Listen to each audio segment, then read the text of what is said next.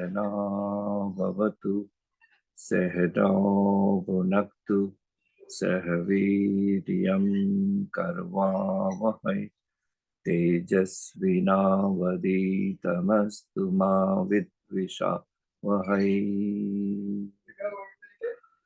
Om Shanti Shanti Shanti.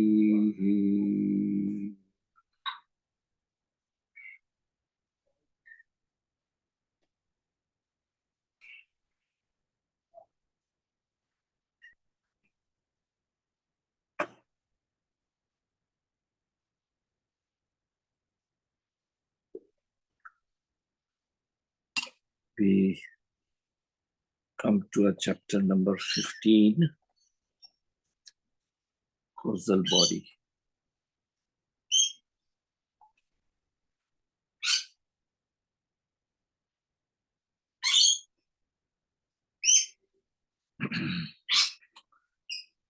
Just a recap, we have read so far the two bodies, the gross body and subtle body.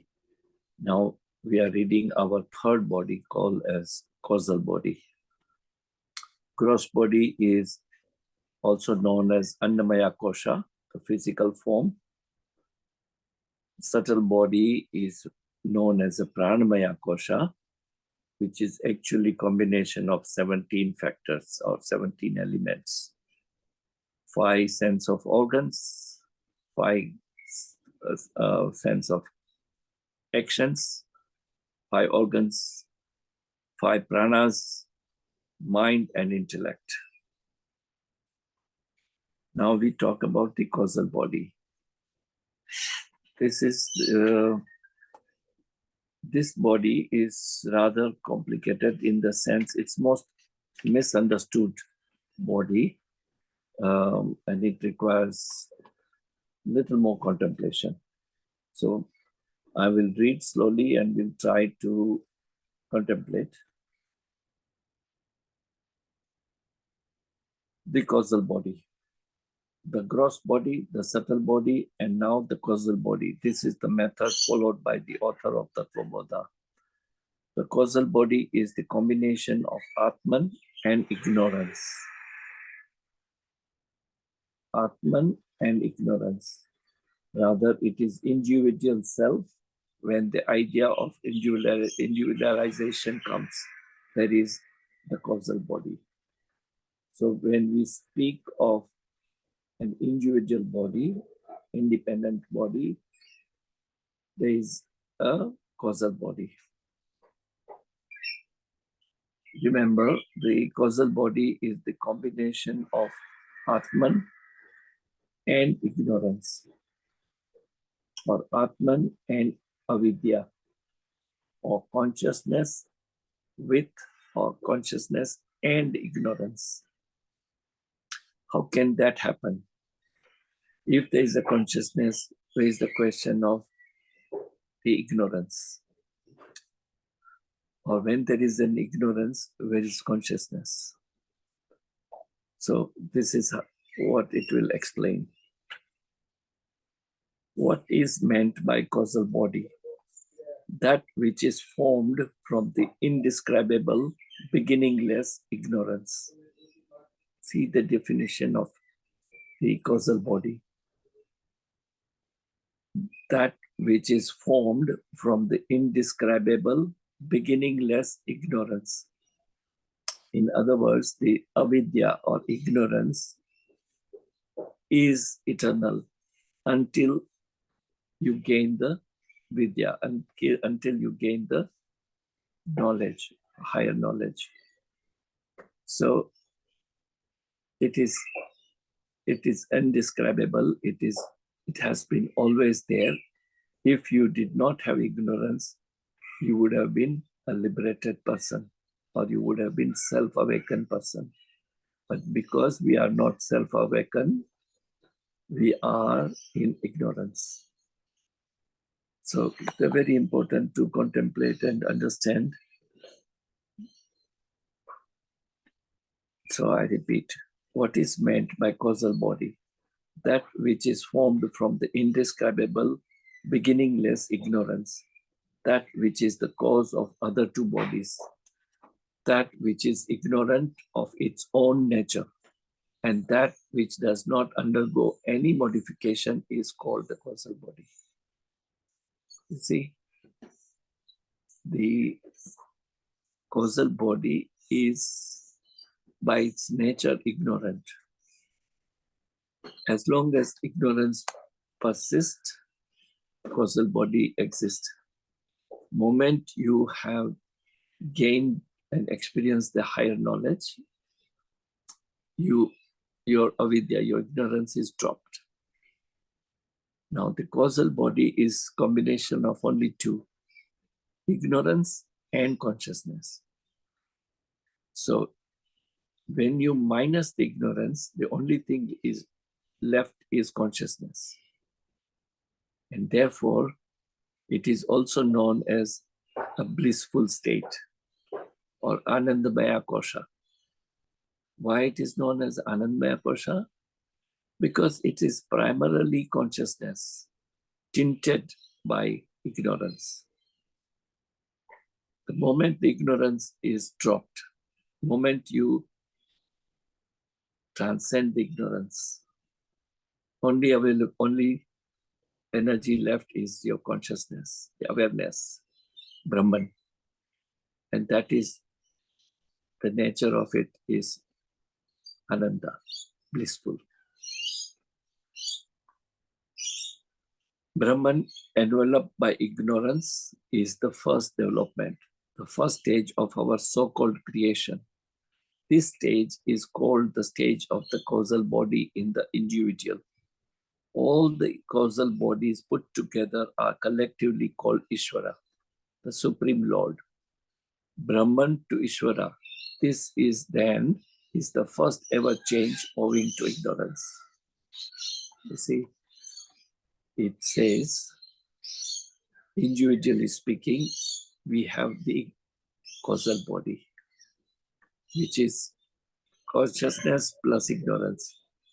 And all different individuals put together, collective ignorance is known as Ishvara.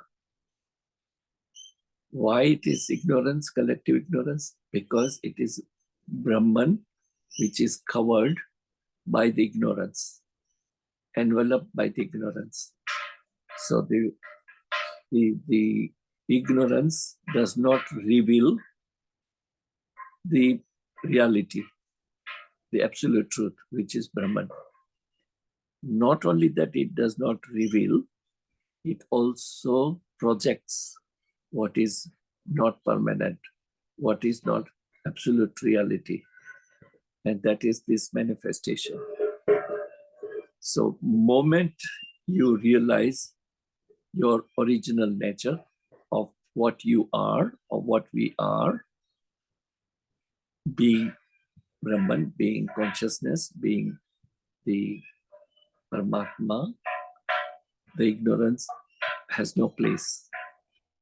And when the ignorance is dropped, only exists is that supreme energy. We call it Brahman. And the nature of Brahman is love. So that is how the Advaita Vedanta looks up at the causal body. Ignorance has two powers, to envelop and to project. Ignorance envelops Brahman as it were, and thus there is the causal body. It then projects the subtle and gross bodies, and it brings the idea in the causal body like I am the doer, I am the experiencer, and so on. Because there is ignorance, we have the ahankara or ego or doership, and we claim knowingly or unknowingly the doership, that we are the doer and we are the enjoyer or experiencer of the outcome of our action. However, in reality, Neither of this is true. We are neither doer nor enjoyer, because this body, as a gross body or subtle body, even the causal body, cannot be the doer, cannot be the enjoyer ultimately. The causal body is called the blissful sheath or Anandamaya Kosha. It is blissful because Brahman, which is of the nature of bliss, is the only reality that has been enveloped by Maya. So here, please try to realize the word used Maya, and earlier the word used was ignorance. Maya exists as long as there is ignorance. Moment the ignorance is dropped, there is no Maya. Because moment you drop the ignorance, everything is Brahman. Everything. And therefore there is no Maya. So call it a Maya, call it ignorance. It is the same. Basically, we have a false identification of ourselves. And because we are in that false identification of whatever that is appear is to be reality, therefore we are in ignorance. Now it is, there is a passage, quote unquote, of the Swami Vivekananda about all three states of our body that we have discussed. We will go through this passage of Swami Vivekananda. The external organ, which is the only instrument, is in the body, and behind that is the internal organ, which is finer. Then there is the mind, then the intellectual faculty, then egoism, which says, I see, I hear, and so forth. The whole process is carried on by creation forces, by certain forces. You may call them vital forces. In Sanskrit, they are called prana. So you see, in a nutshell, he is summing up physical body, subtle body, causal body is functioning, and the energy that requires to function is prana. That's the energy that provides the physical movement or activity, mental activity, and existence of causal body. The whole process is carried on by certain forces. You may call them vital forces. In Sanskrit, they are called prana. This gross part of man, this body, in which the external instrument is called in Sanskrit Sthula Sharira. The gross body, behind it comes series beginning with the organs, the mind, the intellect, and egoism. These are vital forces from compound which is called the fine body or Sukshma Sarira. As we discussed earlier, 17 different elements forms subtle body or Sukshma Sarira. These forces are composed of very fine elements, so fine that no amount of injury to this body can destroy them. They survive all the shocks given to this body. So it is only this gross body which undergoes the injuries and the pain and sufferings. The subtle body is beyond any pain.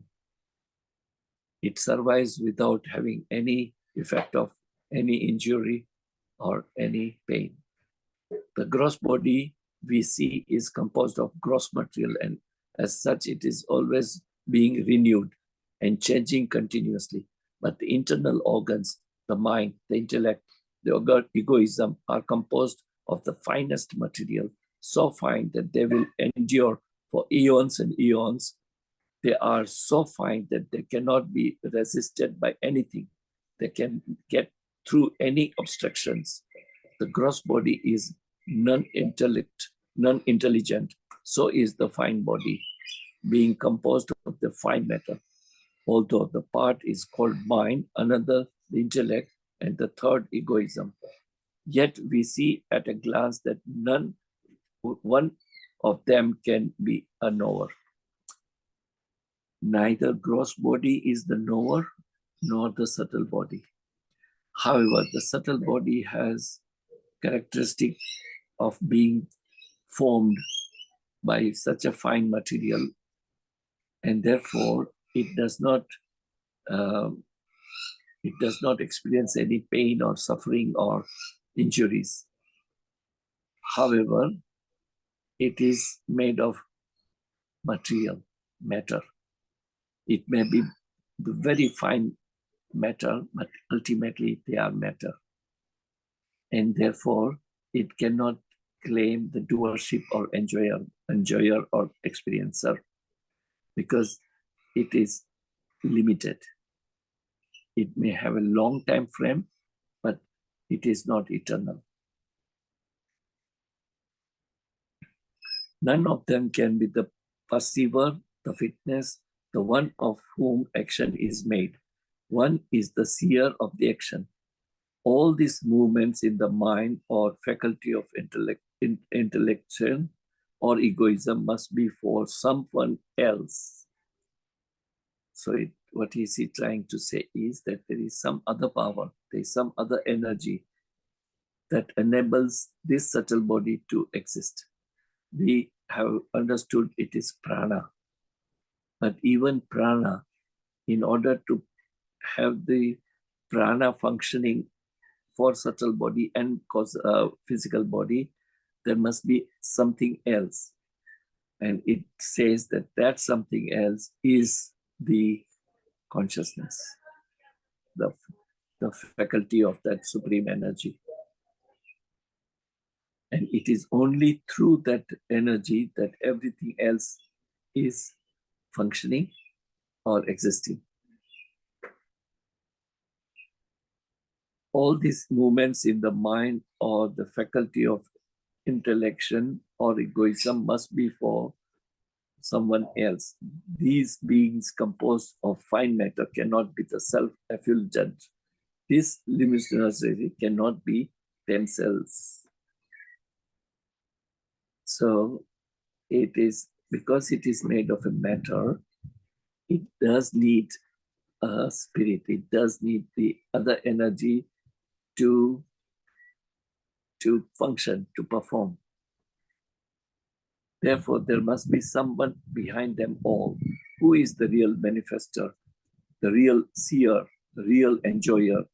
He in Sanskrit is called Atman, the soul of man, the real self of man.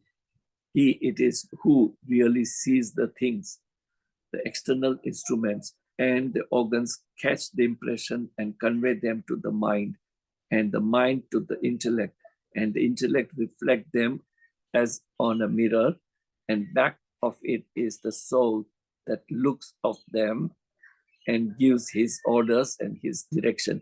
So here, Swamiji addresses the soul as he or him.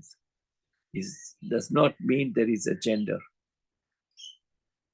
It is not any reference to the gender. Okay. He orders and his directions. He is the ruler of these instruments, the master in the house, the enthroned king in the body, the faculty of egoism, the faculty of intellection, the faculty of cognition, the organs, the instruments, the body, all of them obey his commands. It is he who is manifesting all of this. You understand? It is only the energy that we possess that enables everything else to exist and perform. On page 161, there is a chart explaining the different bodies. As you can see, the causal body, Karana Sharira, deep sleep state. So it is reference given to this state as a deep sleep state or blissful ship, Anandmaya Kosha. So why it is called a deep sleep state? You see, when we read further on, next chapter, we will be talking about 3 different states: waking state, dreaming state, and deep sleep state. When we read about deep sleep state, it will be then referred to the causal body. So let us wait till we read about the deep sleep state. Right now, remember the causal body, Karana Sharira, is also known as deep sleep state, Sushupti Avastha, or blissful sheath, Anandmaya Kosha. Then second is our subtle body, Sukshma Sharira, dream state, Swapna Avastha. So this chart is important to remember when we refer it to different state of ourselves. When we talk about our dream state, when we go to sleep, we invariably experience some dreams, which when we wake up, we realize there was a dream. That dream state is compared to subtle body. So what is this dream state? 3 sheets: prana, mano, vigyan, maya kosha. It's a combination of 3: pranamaya kosha, manomaya kosha, vigyanmaya kosha. So pranamaya kosha, as we know, is our vital force, the pranaya. The second is manomaya kosha. Manomaya kosha are combination of 17 elements. We have referred it. And vigyanmaya kosha is also considered as the intellect, buddhi. And the third state body is gross body, sthula sharira, the waking state.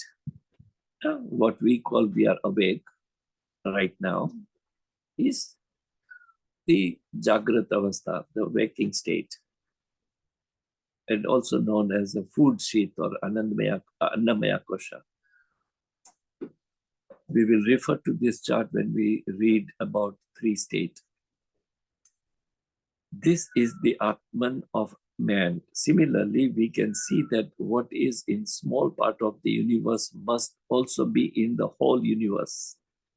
If conformity is the law of the universe, every part of the universe must have been built on the same plan as the whole. So we naturally think that behind the gross material form, which we call this universe of ours, there must be universe of a finer matter, which we call thought, and behind that there must be a soul, which we makes all the thought possible, which commands, which is the enthroned king of this universe. That soul, which is behind each mind and each body, is called Pratyagatma, the individual Atma, and that soul, which is behind the universe, its guide, ruler, and governor is God. This is how Swami Vivekananda has explained and compared the individual body, gross body, subtle body, and causal body in the same fashion, in the same manner. At the macro level, there is a gross universe, physical form of universe, and there is a subtle form of universe, which our limited sense organs cannot perceive. But there exists a subtle, finer universe. And the third state at the macro level is that energy, that Brahman. Here, Swamiji refers that as a God. So you understand, he has compared the micro level existence and macro level existence.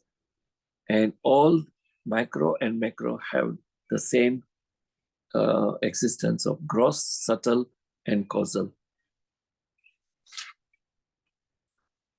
So this chapter we stop here. Next chapter starts with the 3 states. and I guess we should start in the next class, because I want this to continue without interruption, although it is not so big, but let us try to understand what we have read so far. I invite your comments, I invite your questions if you have, about gross body, subtle body, and causal body. After we have understood these three different bodies, we can then understand three different states of our existence.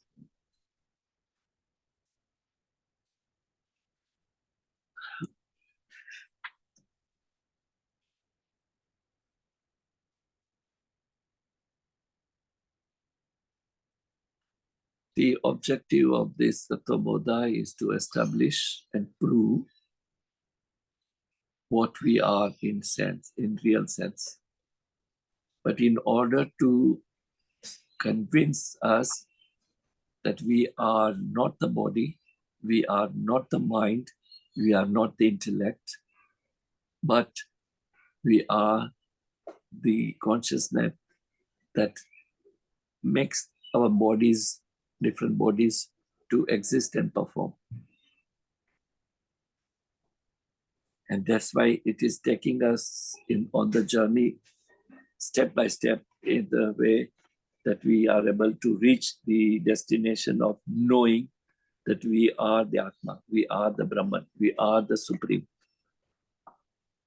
And when we say we talk about the consciousness.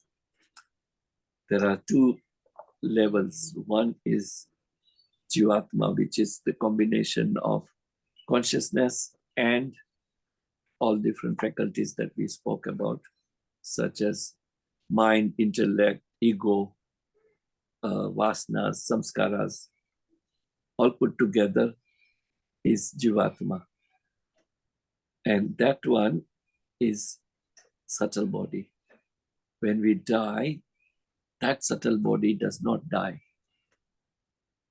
It continues. It is only the physical form, the physical body does not remain alive, because that energy together with vasanas and sanskaras are out of that body, out of that physical form.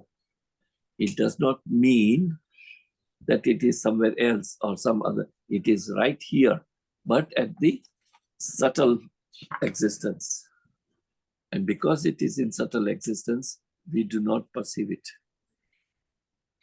Our physical sense organs cannot perceive what is the finer matter or finer material which made our subtle body. Remember, subtle body is also loosely referred as our auras. In different school of yoga, there is a phrase used as aura. Aura is the nothing but other than our subtle body. So, Acharya, the causal body is basically the soul. It is soul plus ignorance. And when yet we say... And yet it has a physical aspect. It is still matter. No. You call it fine matter. Yes, so because it is a matter, it is such a finer matter, because ignorance, remember ignorance, anything other than Brahman, anything other than consciousness is matter. It could be so fine that we cannot perceive it. We fail to absorb, understand it. But that's our limitation. That's our failure to understand it. The Advaita Vedanta believes very firmly only that consciousness, which is energy, and it's not a matter. Anything other than that is a matter, however fine it is. So therefore, the causal body, which is a combination of Brahman plus ignorance, that ignorance is nothing other than Maya or Prakriti. And the job of Maya or Prakriti is to cover up the reality and project a relative truth, what is known as mithya. But that mithya, that relative truth, which we perceive as this manifestation, is made of matter. Elements, 5 gross elements, 5 subtle elements. And when we say elements, it is matter.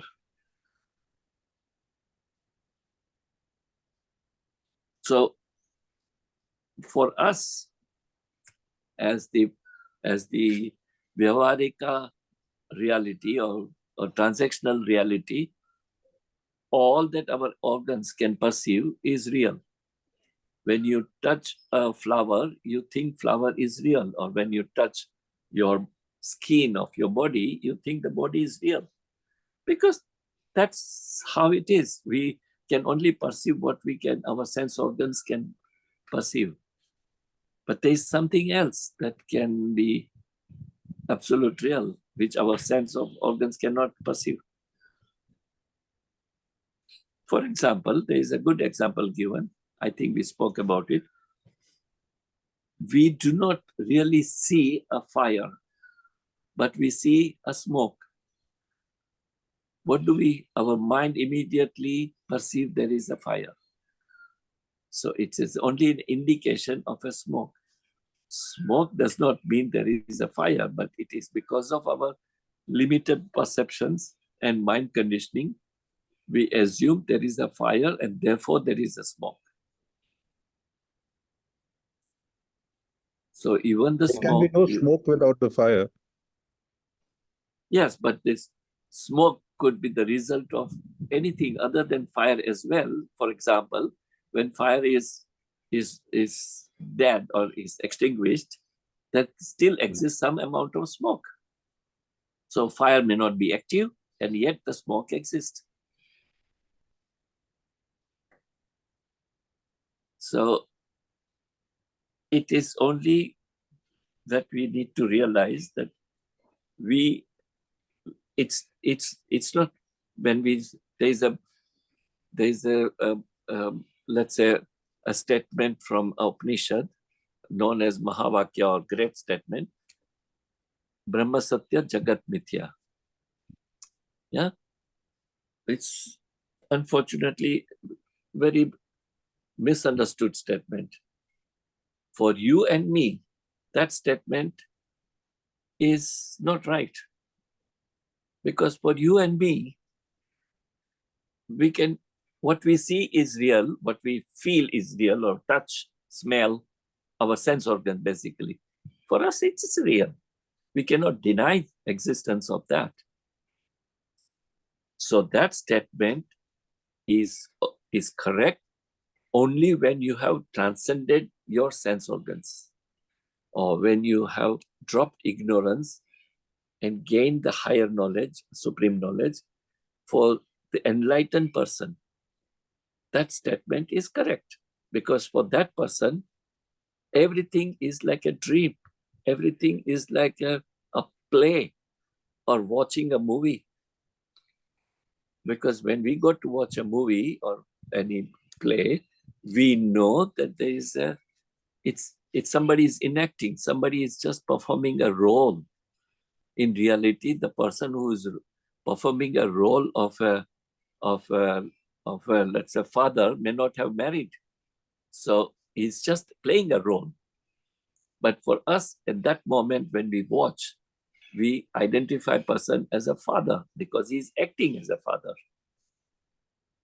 Similarly, in the waking state for us, we do not realize that this is nothing but a dream. We are only playing our role. But that awakening comes only then you could make statement like Brahma Satya Jagat Mithya. It makes sense for you because you have experienced it. For all of us, it's a statement. It's a statement of wisdom. Whoever saints or sages or whoever have experienced that awakening have realized that. And It has been passed on generation to generation. It is not wrong, but for you and me, it is not our experience. For you and me, that is our goal, to experience it, to realize it. But it is not the reality for us.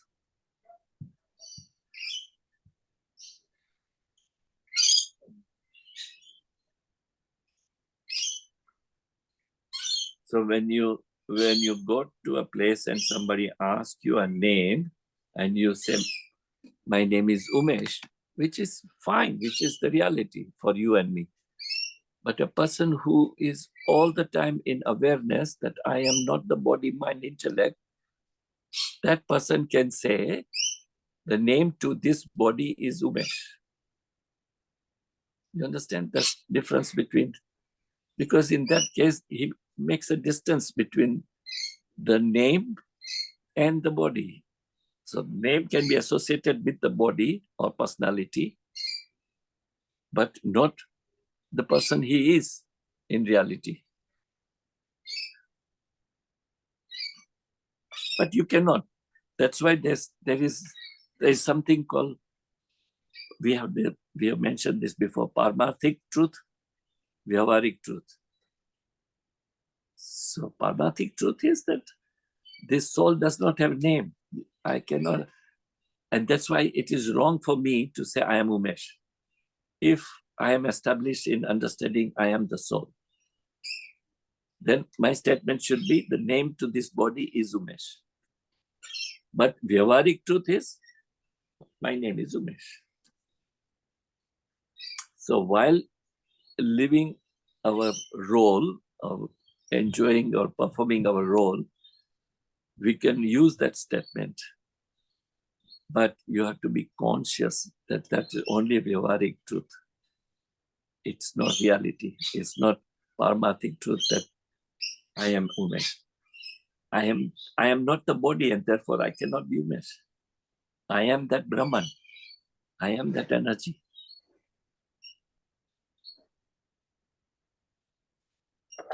And this happens only when you are in that awareness all the time.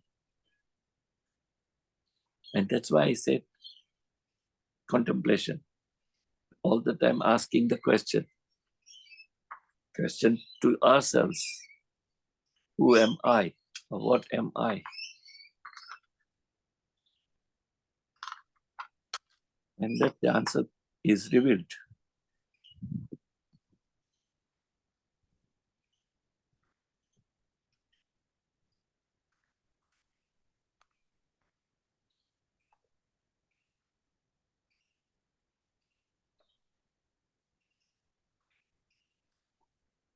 So our next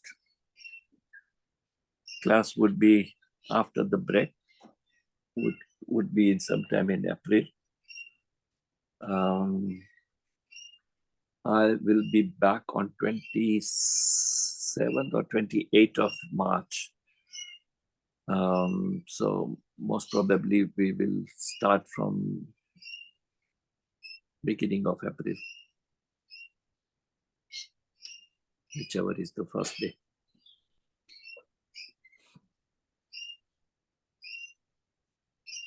First April is Monday. Beautiful. Yep. No fooling here. So Monday next we will do Surya Namaskar as we discussed. Tuesday we will do the breathing, and then I will have a break from this group. Although my engagement continue with other groups, but you continue. Aditi, please take over.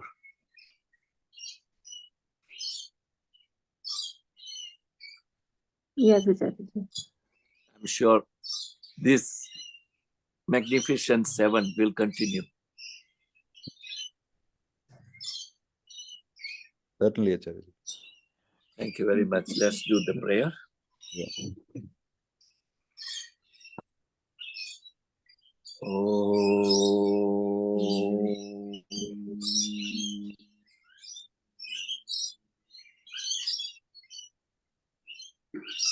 Asato ma satgamaya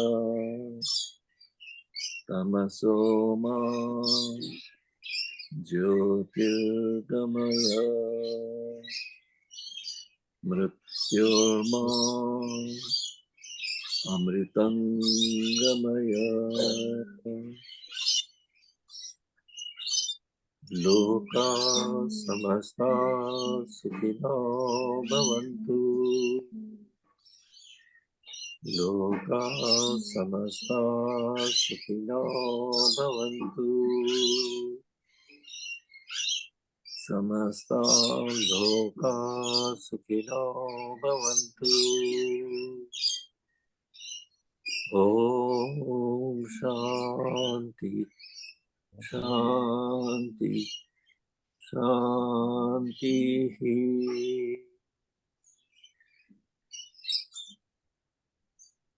Thank you, God, for giving us air to breathe. Thank you, God, for giving us water to drink. Thank you, God, for giving us sun for energy.